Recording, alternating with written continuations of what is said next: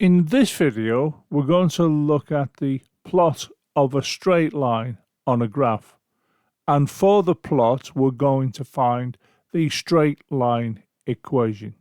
Moving on to the next slide, we can see the graph and the plot.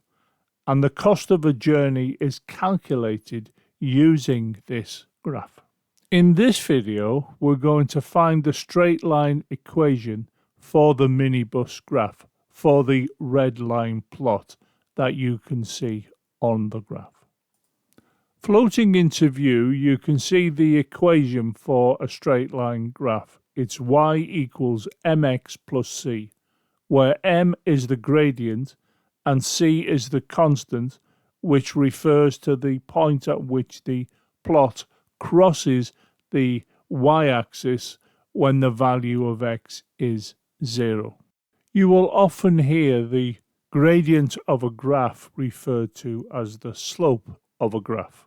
For the plot we are considering, the straight line equation can look as you can see here, where we have cost equals the gradient multiplied by the distance plus c. Cost takes up the position of y, because if you refer to the y-axis, you can see that that is marked off in cost. Distance takes up the position of x, because if you look to the x-axis, you can see that it is marked off in distance. Let's now find the gradient of the graph, the slope of the graph. In other words, the value of m. Now, to achieve this, we choose 2 points on the straight line graph. The first point is chosen, as you can see, by this bouncing black circle. And we look to see where that point is on the x-axis. And you can see it is at position 5 miles in other words, in the case of this graph. Where is that point on the y-axis? Well, you can see it is at point 8, which is £8. Choose a second point on the straight line plot, and you can see that is being selected by the bouncing black circle again. And on the x-axis, you can see that that is at the point marked off by the 10. And on the y-axis, you can see that that is the point of £11 in the case of this graph. Now it's a case of drawing a dotted line between the 2 points that we've marked off on the x-axis, and you can see that gives us a value of 5, and this is referred to as the run. We now put a dotted line as illustrated in the diagram, and this is the value 3 between the 8 and the 11 that were marked off on the y-axis, and this is referred to as the rise. Now the gradient m is the rise divided by the run, and I can show that appearing now. You can see here that m is equal to the rise divided by the run, and look over here and you can see we have the 3 divided by the 5 to reflect this rise of 3 and this run of 5. Of course, we can get this 3 and 5 from the calculations shown here.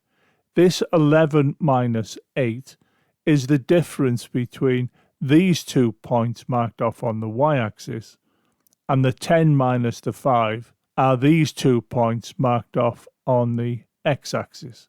And of course 11 minus 8 gives us 3, and 10 minus 5 gives us 5, and 3 divided by 5 is equal to 0.6. So the gradient is 0.6. The value of c can be found from the graph. Consider the bouncing circle, and you can see it is circling the 5, and indeed that's the point at where the red plot crosses the y-axis. Where it crosses the y-axis is the value of c. So we can write down the value of c as being 5. The straight line equation for the graph expressed in terms of the cost and distance is floating into position now. So you can see that this appears here, but of course instead of this m, we've put here the 0.6 that was calculated on this line, and instead of this plus c, we actually put plus 5 here, which is what we found out from the graph as illustrated by this line here.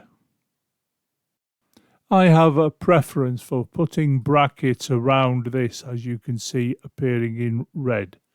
I'll just change those to black, and you can see we have the straight line equation here. And this equation is expressed in the terms of the cost on the y-axis and the distance on the x-axis. And of course you can see the value of m is 0.6 and the value of c is 5. If we so wished, we can express this equation in terms of the x and y axis, and that is floating into position now.